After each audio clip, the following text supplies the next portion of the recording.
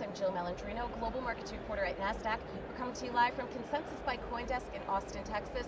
Joining me for this segment, we have Chris Martin, co-founder and president of Sator. We're going to discuss global media, the full transition to Web3. Clearly an important topic to me. Excited to discuss this. Welcome to Trade Talks. And Web3 is considered the new frontier, the new distribution channel for global media companies. What's driving the interest, and what are these companies looking to do? Thanks, Jill, and thanks for having us. It's good to be here. What we're seeing with global media execs is a very strong appetite for this new area of monetization opportunities. And to access that, they are trying to understand the shared economics of Web3, the new ownership structures, incentive structures, and participation economy. So they're looking to immerse their audience, to share value with them in the form of NFTs. There's still quite a bit of friction for distributing NFTs to non-crypto natives, so Sator's been helping global media with the infrastructure to achieve that. So how will Web3 improve the global content ecosystem by aligning the interests of media companies and the consumers? That's a great question. Web3, in my opinion, improves global media industry because it decentralizes some value and diffuses that value to all the participants in the ecosystem. So not just the centralized stakeholders at the networks and streamers. It will actually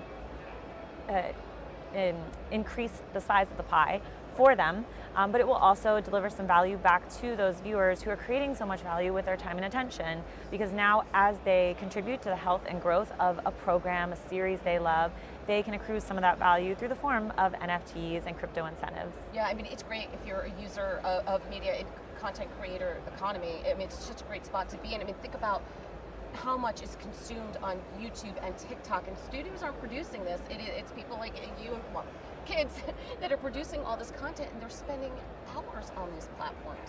That's right, and in many cases, those content rights holders are still only getting a fraction of the value that they are generating through their content. So Web3 offers this incredible set of opportunities. It's more direct, peer-to-peer, shareable, trustless, permissionless, and it truly rewards the community and all of the participants for their respective contributions. So we're excited to be a part of that. Right.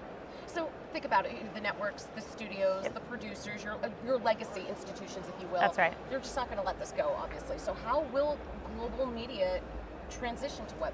Yeah, it's really good news, especially if, like me, you have a large amount of your wealth in crypto, is that what we are hearing from media executives is an interesting price insensitivity. They are looking at this as a source of revenue. So the volatility is sort of irrelevant to them because they are not investing for a return, they're actually generating content, and this is just a new form of distribution for them. So they are moving a lot of their library over to blockchain-based opportunities, over to play and earn, watch and earn opportunities, and they're looking at thousands and thousands of hours of titles and monetizing them into NFTs at scale. So that brings a lot of activity onto the chains that they choose to work with. Yeah, that's interesting. Yeah. It's not an investment, but a revenue stream for them. Interesting. All right, Chris, we appreciate the insight. Yeah, thanks for joining absolutely. us on Trade Talks. I'm Jill Malandrino, Global Markets Reporter at Nasdaq.